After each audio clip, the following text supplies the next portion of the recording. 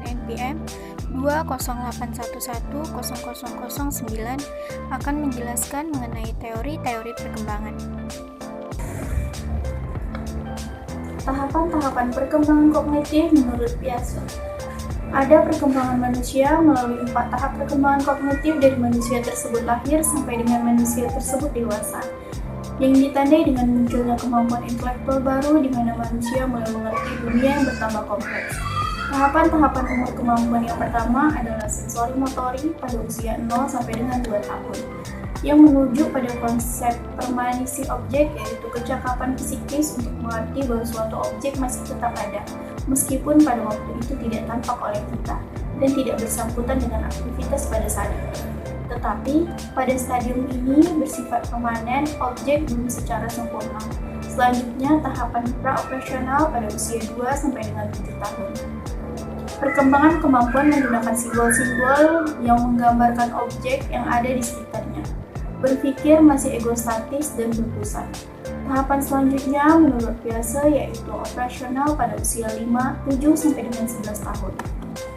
Mampu berpikir logis, mampu berpikir konkret, memperhatikan lebih dari satu dimensi sekaligus, dan juga dapat menghubungkan dimensi ini dengan dimensi lainnya.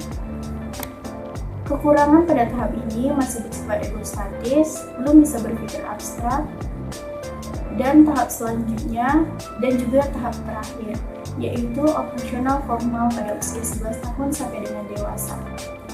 Pada tahap ini sudah mampu berpikir abstrak dan dapat menganalisis masalah secara ilmiah dan kemudian menyelesaikan masalah yang terjadi dalam kehidupan.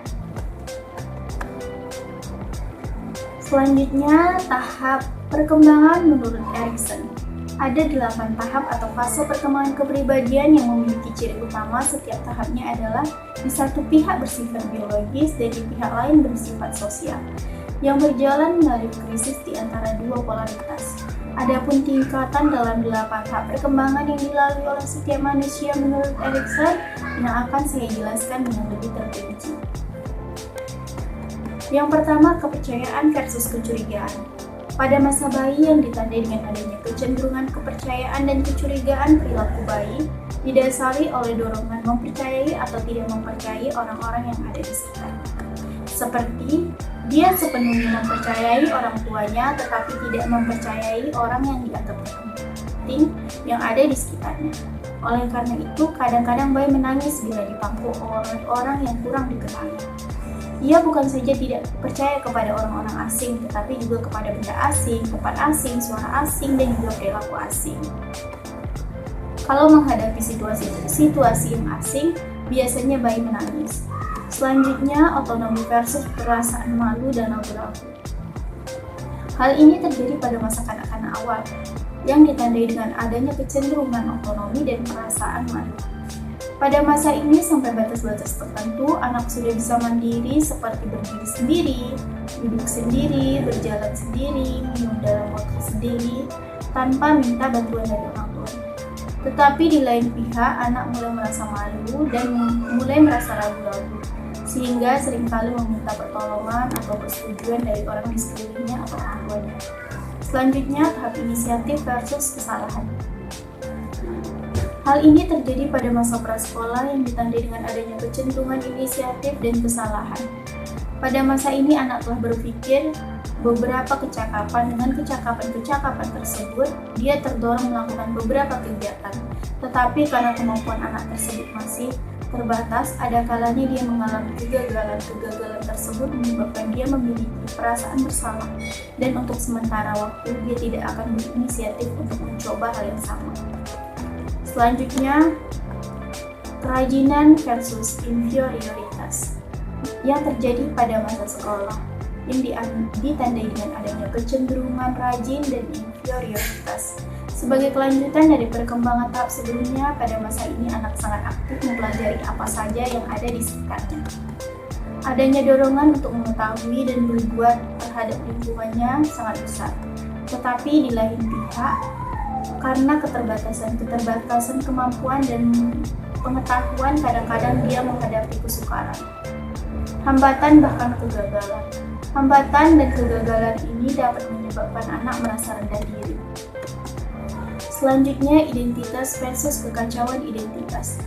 Pada tahap kelima ini merupakan tahap di masa remaja, yang dimulai pada saat masa puber dan berakhir pada usia 18 sampai dengan 20 tahun. Masa remaja ini ditandai dengan adanya kecenderungan identitas dan juga kekacauan identitas sebagai prinsip ke arah kedewasaan. Didukung pula oleh kemampuan dan kecakapan-kecakapan yang dimiliki, dia berusaha untuk membentuk dan memperhatikan identitas dan ciri-ciri khas yang dimiliki oleh dirinya sendiri. Selanjutnya, keintiman versus isolasi. Kalau pada masa sebelumnya individu memiliki ikatan yang kuat dengan kelompok teman sebaya, namun pada masa ini ikatan kelompok sudah mulai longgar. Mereka sudah mulai selektif dan membina hubungan yang intim hanya dengan orang-orang tertentu yang sepaham dengannya. Jadi pada tahap ini timbul dorongan untuk membentuk hubungan yang intim dengan orang-orang tertentu dan kurang akrab atau renggang dengan yang lainnya. Sehingga tetap pengetahuan dan kecakapan terbatas untuk mengerjakan dan mencapai hal-hal yang tertentu, ia akan mengalami sedikit hambatan. Selanjutnya, tahap integritas versus keputusasaan. Pada tahap terakhir dalam teori Erikson ini disebutkan tahap usia senja yang diduduki oleh orang-orang yang berusia 60 sampai dengan 50 tahun ke atas, masa hari tua, yang ditandai dengan adanya kecenderungan ego, integritas, dan juga keputusasaan. Pada masa ini individu telah memiliki kesatuan atau integritas pribadi. Semua yang telah dikaji dan didalaminya telah menjadi milik pribadinya. Pribadi yang telah mapan di satu pihak akan digoyahkan usia yang mendekati akhir. Mungkin ia masih memiliki beberapa keinginan atau tujuan yang akan dicapainya. Tetapi karena faktor usia, hal ini sedikit sekali kemungkinan untuk dapat dicapai. Dalam situasi ini, individu merasa putus asa. Dorongan untuk terus berprestasi masih ada, tetapi pengikisan kemampuan karena usia seringkali mematahkan dorongan tersebut, sehingga keputusasaan acap kali menghantuinya. Tahap perkembangan psikoseksual oleh Sigmund Freud membagi perkembangan anak menjadi 6 fase. Fase perkembangan yang pertama yaitu fase oral pada usia 0 sampai dengan 18 bulan. Pada fase ini mulut merupakan sentral pokok keaktifan yang dinamis. Yang kedua fase anal, yaitu pada usia 18 bulan sampai dengan 3 tahun. Pada fase ini dorongan tahanan berpusat pada alat pembuang kotoran yaitu rektum. Fase valis atau falik, yaitu pada usia 3 tahun sampai dengan 6 tahun. Pada fase ini alat-alat kelamin merupakan daerah organ paling perasa seperti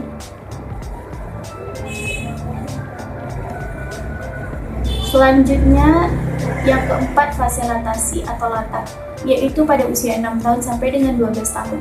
Pada fase ini impuls-impuls cenderung berada pada kondisi tertekan lebih pada perkembangan moral dan intelektual. Yang kelima, fase pubertas, yaitu pada usia 11 tahun sampai dengan 20 tahun. Pada fase ini, impuls-impuls kembali menonjol. Kegiatan ini jika dapat disublimasikan, maka seorang anak akan sampai pada fase kematangan. Selanjutnya, fase genital, yaitu pada usia lebih dari 20 tahun. Pada fase ini, seorang telah sampai pada fase dewasa, seperti membangun hubungan dengan lawan jenis. Selanjutnya, teori perkembangan menurut Vygotsky adalah teori kognisi sosial budaya yang memfokuskan bagaimana perkembangan kognitif diarahkan oleh budaya dan interaksi sosial. Jadi budaya dan interaksi sosial lebih penting dan lebih fokus terhadap perkembangan kognisi pada anak menurut Vygotsky. Teori perkembangan kognitif Vygotsky. Konsep zona perkembangan proksimal atau ZPD. Vygotsky mengistilahkan zona perkembangan proksimal, yaitu anak yang mendapatkan tugas yang dirasa sulit bagi anak untuk dikerjakan sendiri. Akan tetapi, jika dibantu oleh orang dewasa atau orang di sekitarnya, maka anak akan mengerjakan tugas yang dirasa sulit tersebut. Selanjutnya, konsep scaffolding. Vygotsky menjelaskan tentang perubahan dukungan yang dialami oleh anak selama proses pembelajaran terkait dengan perkembangan kognitif. Yang terakhir, bahasa dan pemikiran. Menurut Vygotsky, Pembicaraan yang dilakukan oleh anak tidak hanya untuk berkomunikasi saja, melainkan untuk membantu mereka dalam memenuhi kebutuhan mereka. Karena dengan menggunakan bahasa, meskipun bahasa yang diucapkan belum sempurna, tetapi dengan bahasa tersebut anak sudah mewakili apa yang ingin diutarakan dan apa yang ia rasakan. Demikianlah presentasi saya mengenai teori-teori perkembangan. Jika ada salah kata saya mohon maaf. Wassalamualaikum warahmatullahi wabarakatuh.